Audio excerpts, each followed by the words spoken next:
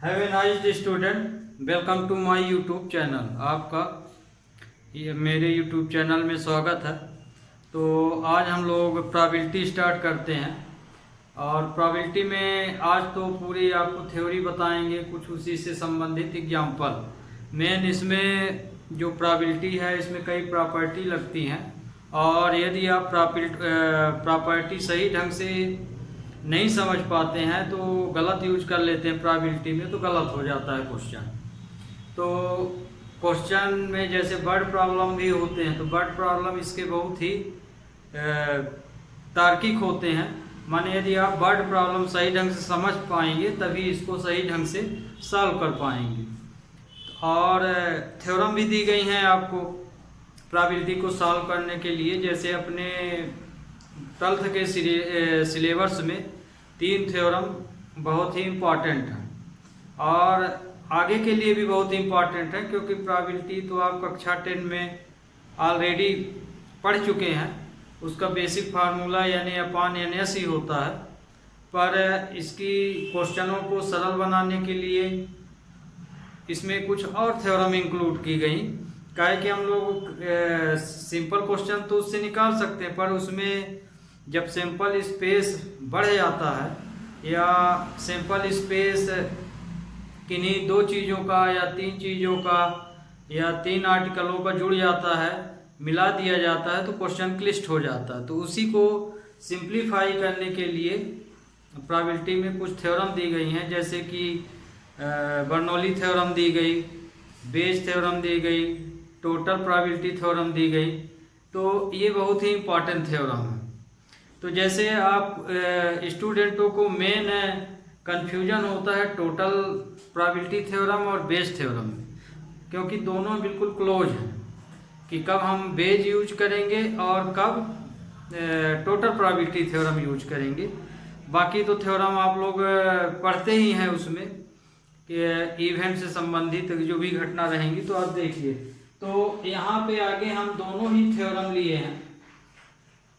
Total probability theorem है ना, और दूसरा है बेस थ्योरम। दोनों ही थ्योरम इसी थ्योरम को लेके बेस थ्योरम बनाई गई है। माने टोटल प्रोबेबिलिटी थ्योरम का ही यूज करके बेस थ्योरम बनाई गई है।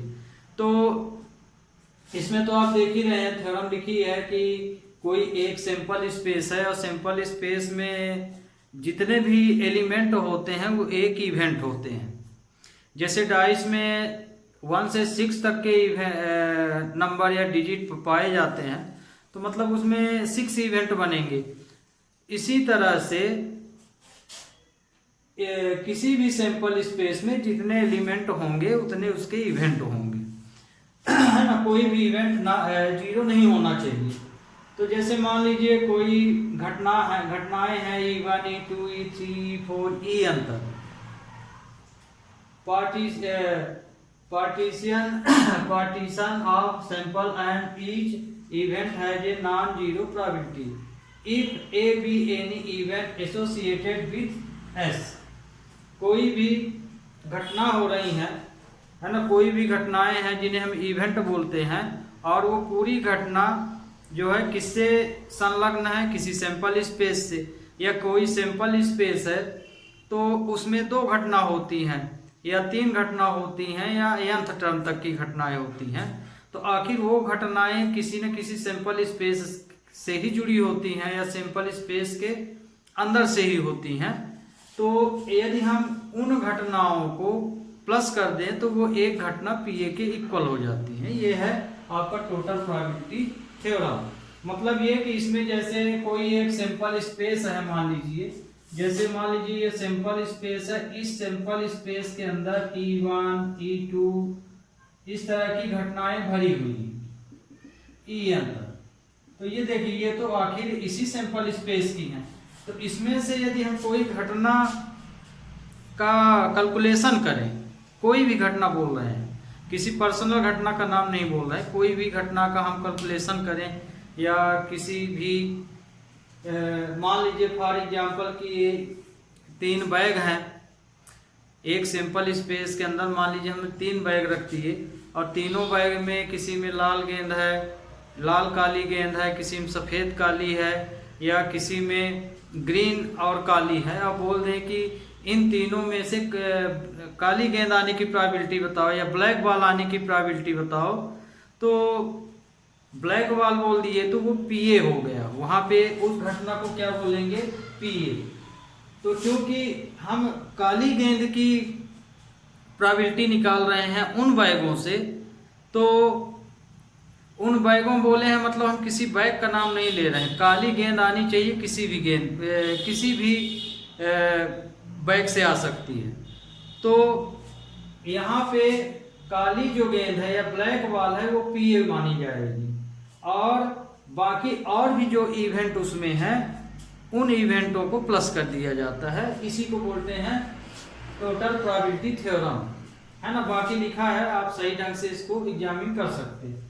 बेस थ्योरम में क्या बोला गया कि इसमें भी इवेंट है, लेकिन इवेंट इसमें अलग अलग भी हो सकते हैं, अलग अलग बैग के अलग अलग डिसजॉइंट इवेंट है, मतलब कि इंटरसेक्शन इसमें फाई के बराबर होता है, मतलब इसमें आपको कोई भी कॉमन चीज नहीं मिलेगी दोनों में।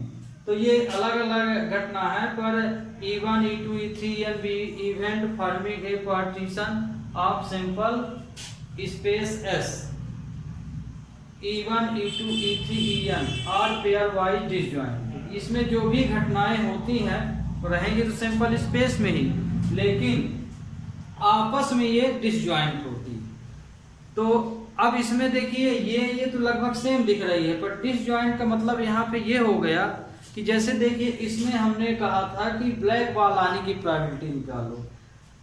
बेस थ्योरम में क्या है कि बेस थ्योरम में है कि जो इवेंट है सिंपल स्पेस के अंदर, जैसे बैग ले लिए तो बैग उसमें इवेंट हो गया, जैसे 3 बैग लिए थे इसके अंदर, तो मान लीजिए इसके भी अंदर हम 3 ही बैग ले रहे हैं, लेकिन हम किसी पर्सनल बैग से बॉल निकाल रहे हैं। जैसे बोल दें कि 3 बैग है, first bag, second bag, third bag, तो मान लो हम बोल दिए कि थर्ड बैग से ब्लैक बॉल आने की प्रोबेबिलिटी बताओ।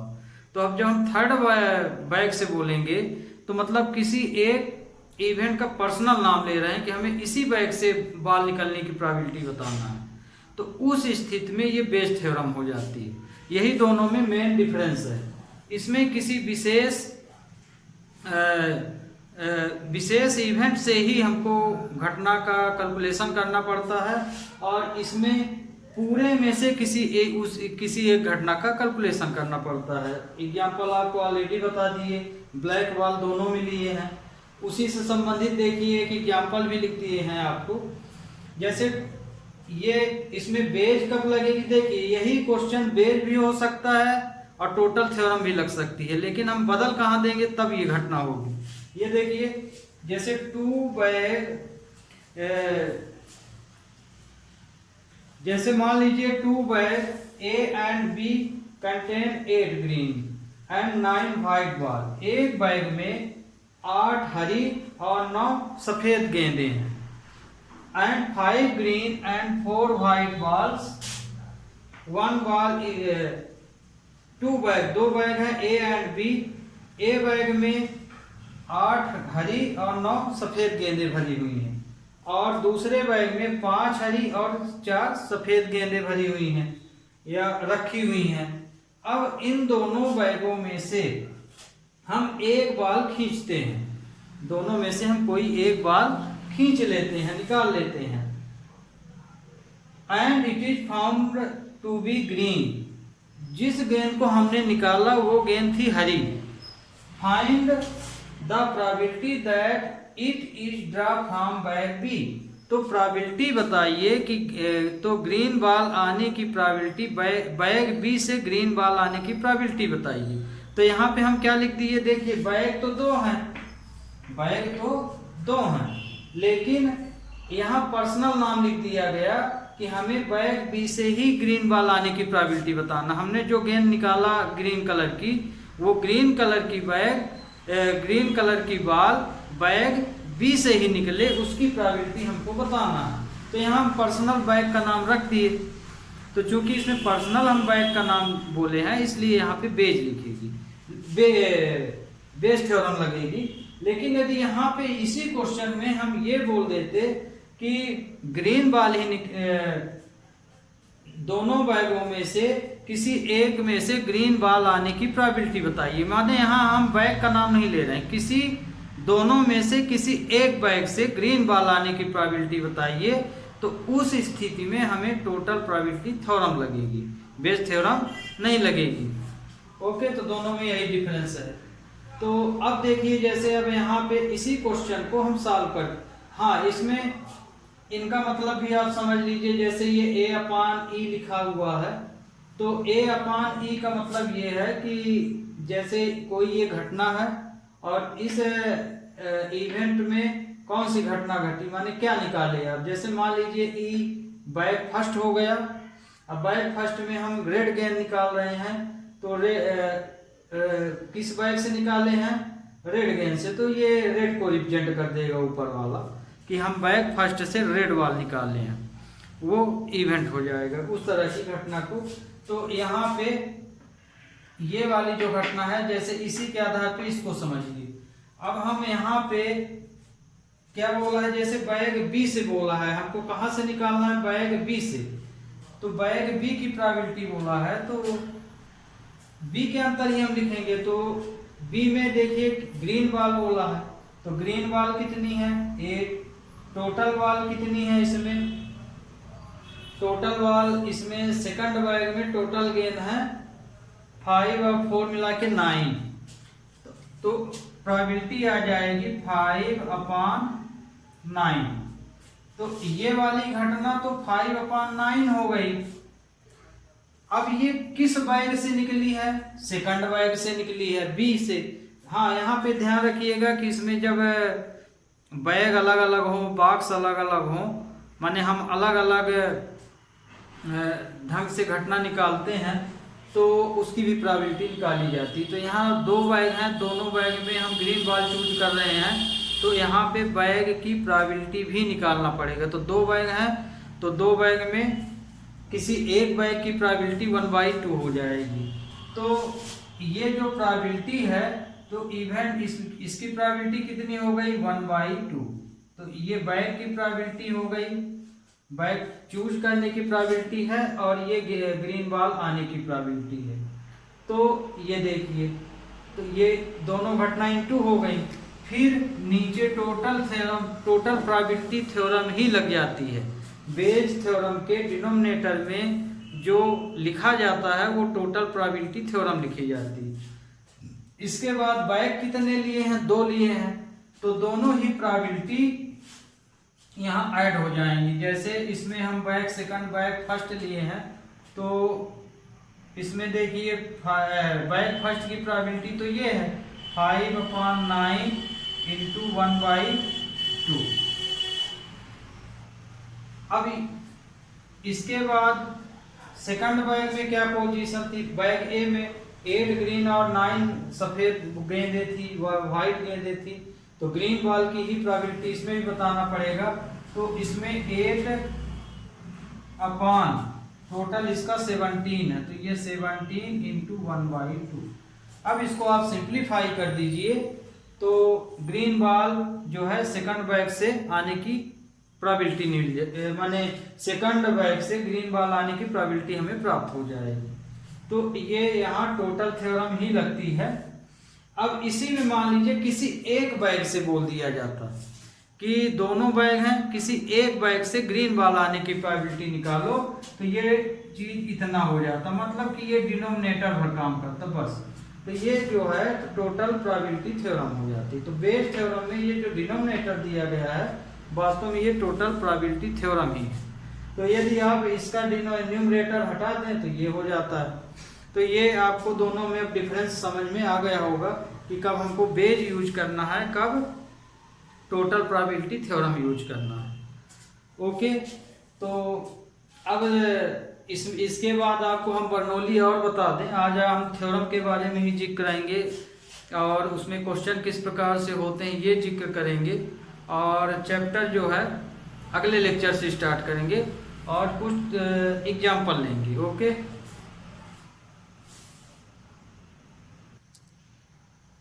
अब ये देखिए बर्नौली थ्योरम या बायनोमियल डिस्ट्रीब्यूशन।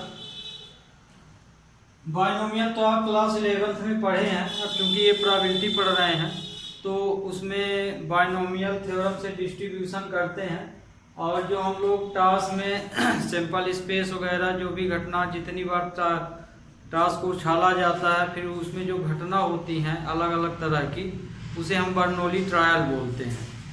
तो बायनोमियल थ्योरम भी आपको पता है, Q प्लस पी, मतलब Q प्लस पी का यहाँ पे जो मतलब है, Q प्रोबेबिलिटी ना आने की घटना है और P आने की घटना है। और कुल मिला के आप ये भी ध्यान रखिएगा, थ्योरम आप वेरिएबल आप चाहे जिस ढंग से ले लीजिए पर इसके प्लेस निश्चित होते हैं। ये प्रोबेबिलिटी ना आने की है और ये प्रोबेबिलिटी आने की घटना है, माने जिसकी आप प्रोबेबिलिटी फाइंड कर रहे हैं उसको आप हमेशा इसी पोजीशन में रखेंगे। माने यहाँ पे जैसे सिक्के में 3 हेड आने की प्रोबेबिलिटी, तो 3 हेड आने की प्रोबेबिलिटी यहीं रहेगी और ना आने की प्रोबेबिलिटी यहाँ रहेगी। और इसमें जब हम बायनोमियल थ्योरम या बर्नौली थ्योरम यूज करते हैं तो हमेशा एक चीज़ और ध्यान रखिएगा कि जैसे 2 डाइस हैं तो दोनों डाइस में 2 डाइस हैं, उसको एक बार उछाला गया, 10 बार उछाला गया या n टर्न तक उछाला गया, तो उसमें 3 आने की प्रोबेबिलिटी बताइए। तो आगे इसे सिंगल डाइस के अनुसार ही इनकी प्रोबेबिलिटी निकाल ली जाती है और फिर बर्नौली थ्योरम लगा दी जाती है। जैसे मान लीजिए कि 3 डाइस हैं और 3 डाइस में हम 3 की प्रोबेबिलिटी पूछ रहे हैं, तो हमें सिंगल डाइस में जो 3 की प्रोबेबिलिटी आएगी वही निकालना है। जैसे 3/3 एक ही एलिमेंट है उसमें, तो 1/6 हो जाएगा। तो ये आने की घटना 6 आने की प्रोबेबिलिटी हो गई 1/6 और ना आने की प्रोबेबिलिटी हो जाएगी 5/6। तो कहने का मतलब यहाँ कि 1/3 यहाँ 1/6 यहाँ रहेगा और 5/6 यहाँ रहेगा और फिर प्रोबेबिलिटी फिर यहाँ थ्योरम इस थ्योरम को यूज किया जाएगा। ठीक, तो ये है यहाँ पे मेन आपको जो अभी एग्जाम्पल बताए उसमें ये बताने की कोशिश की गई है कि आपको पी कहाँ माने प्रोबेबिलिटी आना और ना आना बर्नौली में कहाँ लिया जाता है। इसमें भी बहुत स्टूडेंट बहुत ज़्यादा गलती करते हैं, कोई भी वैल्यू कहीं भी लिख देते हैं। यहाँ पे स्पष्ट रूप से हम लोग पढ़ते भी हैं कि Q ना आने की घटना होती है, P आने की घटना होती है। तो जिसकी प्रोबेबिलिटी हम फाइंड कर रहे हैं वो हमेशा यहीं रहेगी और यहाँ पे ना आने की घटना रहेगी, तभी आपकी प्रोबेबिलिटी निकलेगी, अन्यथा आंसर उसी तरह से निकलते हैं पर उल्टा निकलता है। तो ये बर्नौली थ्योरम हो गई, LCR Qn-R P⁻R। अब इसमें बर्नौली थ्योरम में कम से कम मीन तक तो आपसे बनना ही चाहिए। मीन भी निकालने के लिए पूछ दिया जाता है, डिस्ट्रीब्यूशन बनाने के लिए आता है आपके एग्जाम में। तो डिस्ट्रीब्यूशन ये टेबल है, एक्स घटना है जिसकी आप प्रोबेबिलिटी निकाल रहे हैं। जैसे हम बोल दिए कि 2 हेड आने की प्रोबेबिलिटी बताइए, तो 2 हेड मतलब कि 0 1 2, तो ये x हो गया। फिर इसकी जो भी प्रोबेबिलिटी आती है वो यहाँ पे होती है, उसी को हम px बोल दिए। तो ये डिस्ट्रीब्यूशन टेबल है और डिस्ट्रीब्यूशन टेबल में यदि हम x का px के साथ इंटू कर देते हैं वही मीन कहलाएगा। x का px के साथ हम इंटू कर लेते हैं, जैसे मान लीजिए यहाँ तक आपकी टेबल बनी तो इन तीनों का इंटू करके प्लस कर दीजिए, वो मीन कहलाएगा। फिर वेरिएंस में ये स्पष्ट लिखा हुआ है, जो भी आपकी ex² मतलब आपने ये जो प्रोबेबिलिटी निकाली है ये ex है, तो यहाँ आप धोखा खा रहे हैं तो px भी लिख सकते हैं। तो इसकी वैल्यू का हम स्क्वायर कर लेंगे और इसका होल स्क्वायर। तो देखिए यहाँ x की पावर x² है, तो x आपका कहाँ है, ये वाला है, इसका स्क्वायर के करेंगे और फिर इसमें मल्टीप्लाई करेंगे। ठीक, मतलब कुल मिला के यहाँ पे आप धोखा मत खाइएगा। जैसे x² है ये वाला इंटू px, ये है यहाँ पे, इसका स्क्वायर करके इसमें इंटू है ये, और फिर ex मतलब कि जो भी प्रोबेबिलिटी आप निकाले उसका स्क्वायर करके माइनस कर दीजिए, जो आए वो वेरिएंस है। फिर इन्हीं वेरिएंस का ही आप रूट निकाल देंगे तो वो स्टैंडर्ड डिविएशन कहलाता है। अब जैसे आपको हम बर्नौली थ्योरम एक एग्जांपल लेके समझा रहे हैं, find the distribution of number of head in two toss of a coin. Distribution हमको टेबल बनाना है, इसमें मीन भी देख लीजिएगा। तो जैसे हम इसको यहाँ से हटाते हैं, इसमें बर्नौली थ्योरम में एक चीज और ध्यान रखिएगा, NC0 और NCN दोनों की वैल्यू 1 होती है और NC1 की वैल्यू भी 1 होती है। तो जैसे इसमें आपको बोला गया है कि एक कॉइन है, उसको एक ही कॉइन है, उसे 2 बार टॉस किया गया है। तो 2 बार टॉस किया गया है तो उसमें हेड आने की प्रोबेबिलिटी बताना है। तो टॉस को कितनी बार का है, अब यहाँ पे आपको यही सब माने x क्या है इसको समझना है, फिर तो ये प्रोबेबिलिटी बन ही जाएगी, मेन x है। तो हमें यहाँ पे हेड आने की, तो हम टॉस यहाँ पे टॉस को हम कितनी बार उछाल रहे हैं, 2 बार उछाल रहे हैं, मतलब n की वैल्यू यहाँ 2 होगी, इसमें n की वैल्यू क्या हो जाएगी 2। फिर हेड आने की प्रोबेबिलिटी बताना है। तो अब चूंकि इसमें और कुछ नहीं बोला है तो अधिक से अधिक 2 ही हेड आएंगे, है ना, इससे ज़्यादा तो हेड आएंगे नहीं, क्योंकि एक टॉस को 2 बार उछाला गया है तो हेड तो अधिकतम सैंपल स्पेस में 2 ही रहेंगी। तो मतलब कि यहाँ पे r की वैल्यू भी 2 है, यही r की वैल्यू x कहलाती है, यही r की वैल्यू, ये जो r है यही वैल्यू क्या बनाता है x, ये जो लिखा है। तो x का यहाँ पे मतलब है कि आगे हम 0 से 2 तक के नंबर ले लेंगे, ये घटनाएं हैं, वास्तव में नंबर नहीं ले रहे, ये घटना है यहाँ पे। तो जैसे r 2 है तो यहाँ पे जो घटना है वो 0 से 2 तक हो सकती है। अब हेड आने की अब हम बोल दिए हैं, तो यहाँ पे जो हम घटना x लिए हैं तो इस 0 का मतलब है कि एक भी हेड नहीं आया, क्योंकि अब देखिए यहाँ पे किसकी प्रोबेबिलिटी निकाल रहे हैं, हेड की। तो 0 का मतलब है कि पहले हो सकता है कि एक भी हेड ना आए, मतलब 0 हेड एक भी नहीं है, मतलब टेल है यहाँ।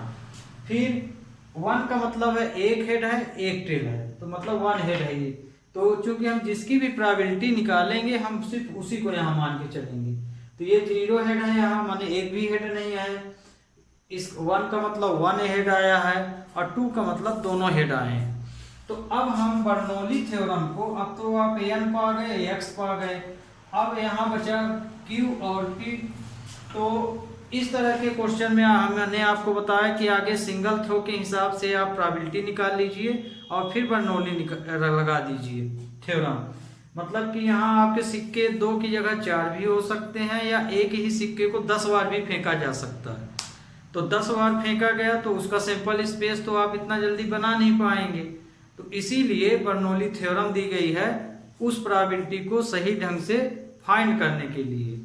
तो आप खुद ही सोचिए कि जब हम एक सिक्के को 10 बार उछालें और आपसे हेड आने की प्रोबेबिलिटी बोल दें, तो आप तो सैंपल स्पेस है निकालते निकालते, आपका तो सैंपल स्पेस है निकालते निकालते दिवाला निकलेगा। तो कहने का मतलब ये कि उसी के लिए बर्नौली थ्योरम। तो बर्नौली थ्योरम में किसी भी आर्टिकल को आप चाहे जितनी बार फेंक दीजिए, आगे उसका सिंगल थ्रो के हिसाब से प्रोबेबिलिटी निकालिए। जैसे हम हेड और टेल की बात कर रहे हैं, तो हेड और टेल की प्रोबेबिलिटी हमेशा 1/2 होगी, माने सिंगल थ्रो में। अब चाहे उसको हम 10 बार उछालें, उसकी मेन प्रोबेबिलिटी तो 1/2 है सिंगल के हिसाब से। तो इसीलिए बर्नौली थ्योरम का यूज किया जाता है। अब देखिए हम इसमें बर्नौली लगा रहे हैं, तो यहाँ पे हेड आने की प्रोबेबिलिटी p लेंगे, तो हेड आने की प्रोबेबिलिटी है 1/2, comes probability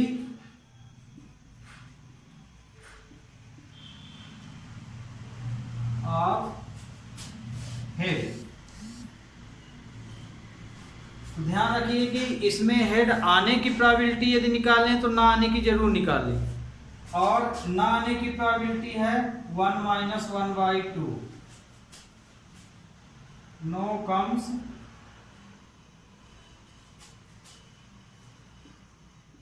probability of head.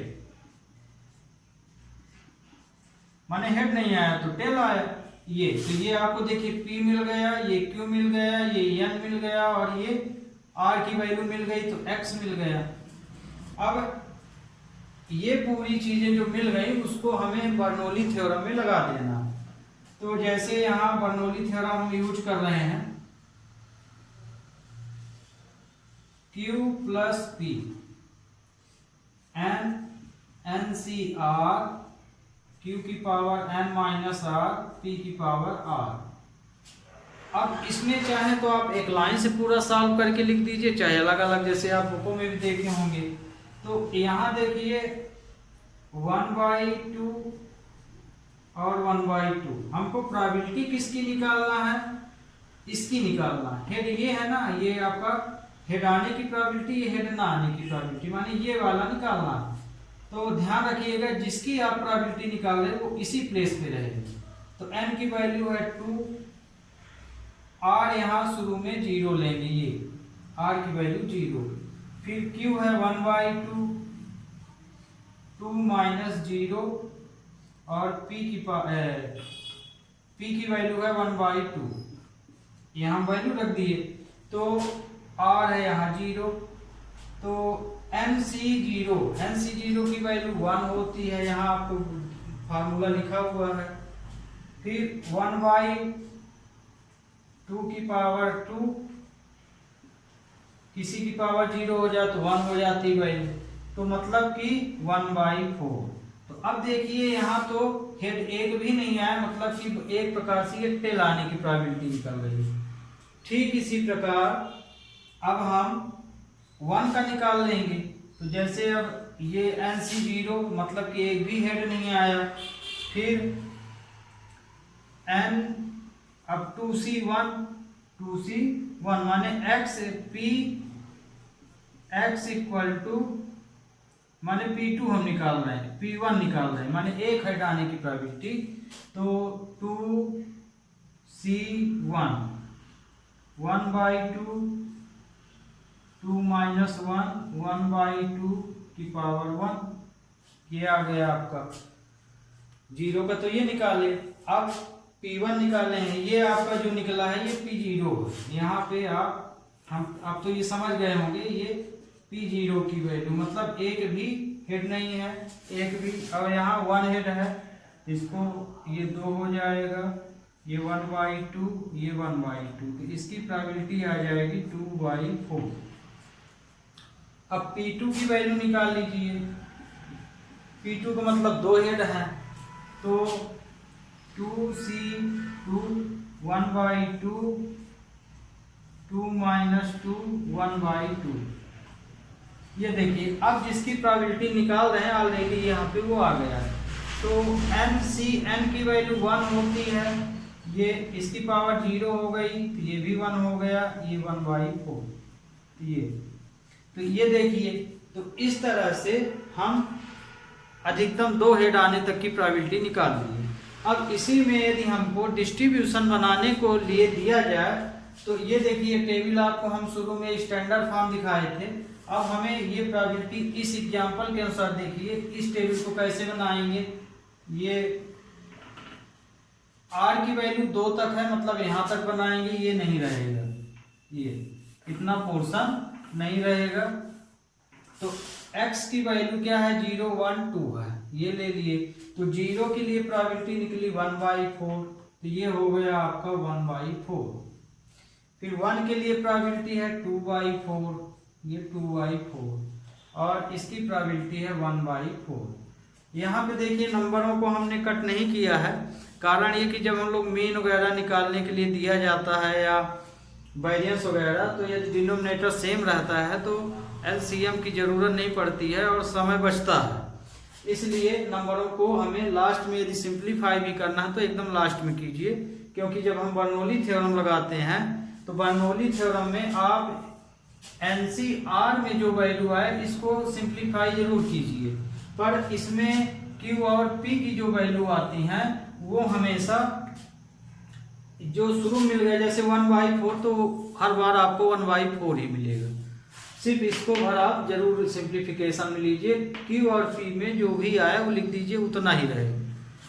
तो अब ये जैसे लिए तो ये आपका डिस्ट्रीब्यूशन टेबल बन गया। अब मान लीजिए इसी में बोल दिया कि डिस्ट्रीब्यूशन टेबल से आप मीन निकालिए, फाइंड मीन। तो जब फाइंड मीन बोलेगा तो ऑलरेडी डिस्ट्रीब्यूशन टेबल आप बनाएंगे। तो डिस्ट्रीब्यूशन टेबल में मीन निकालना है तो EX इक्वल टू हो जाए, EX को हम यहाँ पे मीन बोल रहे हैं, EX मतलब है मीन। तो क्या फार्मूला बताए थे इसका, इसमें इंटू कर लीजिए। तो 0 into 1/4 plus 1 into 2/4 plus 2 into 1/4, मतलब कि जो घटना आप लिए हैं उसको जो घटना आई है उसका इंटू करके जोड़ दीजिए। तो ये वाला तो 0 से इंटू है तो 0 हो गया, 2/4 और ये भी 2/4, तो 4/4 मतलब कि 1 आया। इसका आंसर कितना आया, 1। ओके, तो आप अब बर्नौली थ्योरम अच्छे से समझ लिए होंगे। अब आज तो आपको इसका हम सिर्फ परिचय करा रहे हैं, मेन लेक्चर कल से लेंगे स्टार्टिंग पॉइंट से जहाँ से आपको होता है, और इम्पॉर्टेंट क्वेश्चन ही लेंगे जो परीक्षा के हिसाब से भी बहुत उपयोगी होंगे। तो ये आपको बर्नौली थ्योरम बता दिए, बेज और टोटल प्रोबेबिलिटी थ्योरम के बीच का मेन डिफरेंस आपको बता दिए। टोटल थ्योरम बर्नौली थ्योरम हमने आपको समझाया नहीं है, उनके बीच का डिफरेंस बताया है कि आप प्रॉब्लम को कैसे पकड़ेंगे। बाकी तो उसमें जो इवेंट वगैरह वो आप खुद ही पढ़ के समझ सकते हैं। और ये है इसमें, तो इस तरह से आपका ये भी अच्छी तरह से समझ में आ गया होगा। इधर का थोड़ा पार्ट नहीं दिख रहा, जैसे ये हम ये वैल्यू लिखे थे यहाँ पे, अब आपको क्लियर दिख रहा होगा। तो इस तरह से आपको ये भी बता दिया गया। अब थोड़ा इंडिपेंडेंट की ओर चलते हैं, इंडिपेंडेंट कंडीशन वगैरह क्या है। अब ये देखिए कंडीशनल प्रोबेबिलिटी, आपका ये 3 बता दिए थे थ्योरम, इसमें एक मेन और है कंडीशन प्रोबेबिलिटी। कंडीशनल प्रोबेबिलिटी भी आपसे बहुत अच्छी तरह से बनना चाहिए, इसके ऊपर क्वेश्चन तो आता ही है। तो ये मेन है कंडीशनल प्रोबेबिलिटी की मेन थ्योरम ये वाली है। एक ही सिंपल स्पेस में जैसे अलग अलग घटनाएं होती हैं, अलग अलग इवेंट घटनाएं घट रही हैं, और दोनों ही घटना यदि स्वतंत्र हैं एक दूसरे से, तो उस स्थिति में आपकी कंडीशन जो बनती है वो कंडीशनल प्रोबेबिलिटी कहलाती है। जैसे किसी सिंपल स्पेस में ये 2 अलग अलग घटनाएं हैं E और F, तो ये 2 अलग अलग घटनाएं हैं पर निकल तो एक ही सिंपल स्पेस से चल रही, तो मतलब कि इंटरसेक्शन इसका जरूर होगा कुछ ना कुछ। तो इसमें क्या करते हैं कि एक घटना पता हो, दूसरी घटना यदि हमको निकालना है तो हम उसके रिस्पेक्ट में निकाल सकते हैं। तो कहने का मतलब यहाँ पे ये है कि जैसे ये 2 अलग अलग घटनाएं हैं, तो मान लीजिए कि घटना F है जो है घट चुकी है और E की घटने की संभावना है। मतलब कि F घटना के बारे में आपको पता है कि F की वैल्यू क्या है या F घटित हुई है तो कितना है। तो यदि आपको किसी एक सिंपल स्पेस में एक घटना घट चुकी है और दूसरी घटना घटने की प्रोबेबिलिटी निकालना है, तो उस स्थिति में इसे कंडीशनल प्रोबेबिलिटी कहते हैं, है ना। दोनों स्वतंत्र घटनाएं हैं, वो अपने अपने ढंग से अलग अलग मानी जाती हैं, माने एक इंडिपेंडेंट हैं, वो एक दूसरे से जॉइंट नहीं है। तो लेकिन इंटरसेक्शन तो निकलेगा क्योंकि सिंपल स्पेस तो एक ही है उनका। तो इसलिए यदि हम जो घटना घट चुकी है और हमें दूसरी घटना निकालना है तो इंटरसेक्शन से हम डिवाइड कर देते हैं। जैसे मान लीजिए F घटित हो चुकी है, E घटना हमें फाइंड करना, मतलब इसके रिस्पेक्ट में F के रिस्पेक्ट में E फाइंड करना है, तो E/F जो होगा इंटरसेक्शन से F का डिवाइड कर देंगे। तो हमेशा ध्यान रखिए कंडीशनल प्रोबेबिलिटी में जो घटना घटित हो चुकी है वो हमेशा डिनोमिनेटर में रहेगी। फॉर एग्जाम्पल आपको यहाँ दिए हैं, जैसे ये दोनों अलग अलग घटनाएं हैं, है ना। B घट चुकी है, इस डिनोमिनेटर में जो भी घटना होगी वो घट चुकी है, तो A/B, तो B के रिस्पेक्ट में हम घटना A निकाल रहे हैं, तो इन दोनों का इंटरसेक्शन से जो घटना घट चुकी है उसे डिवाइड कर रहे हैं। तो कहने का मतलब ये कि यदि हम इंटरसेक्शन से जो घटना घट चुकी है उसका डिवाइड करें तो घटना ए निकल जाएगी। इसी तरह से यदि घटना ए घट चुकी है, बी निकालना है, तो हम ए और बी के इंटरसेक्शन से डिवाइड कर दें तो घटना ए मिल जाएगी, ए है तो बी मिल जाएगी। इसी को बोलते हैं कंडीशनल प्रोबेबिलिटी। तो इसका फार्मूला क्या होता है, जैसे ए अपान बी लिखा होता है उसमें, तो पी ए अपान बी का मतलब यहाँ पे ये है A intersection B upon P B, है ना। डिनोमिनेटर में ए है तो ए ही नीचे रहेगा, बी है तो बी ही नीचे रहेगा, तो मतलब कि ये P A intersection B upon P A. फिर इसमें एक ये मेन फार्मूला है लगाने के लिए किसी भी क्वेश्चन को, है ना।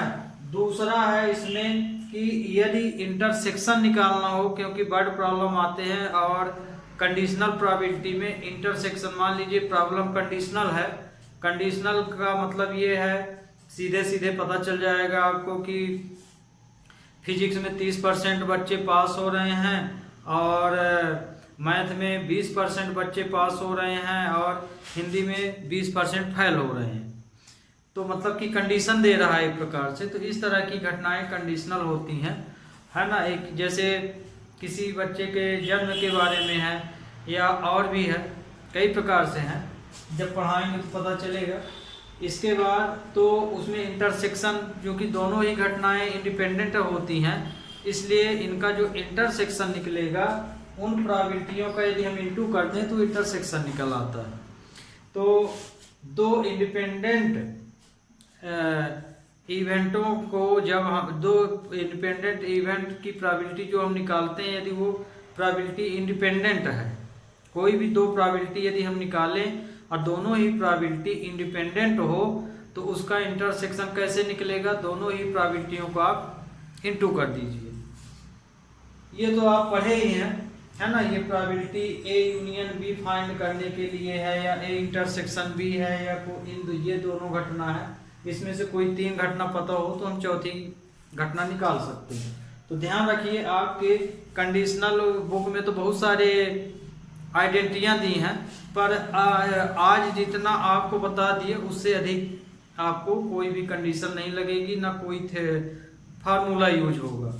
आपको तीन चीज बताई गई हैं और कंडीशनल में तो बहुत सारी दी गई हैं प्रॉपर्टी, पर इन तीन प्रॉपर्टी को ही यूज करके हम कोई भी वैल्यू फाइंड कर सकते हैं। तो ओके स्टूडेंट, आज के लिए बस इतना ही।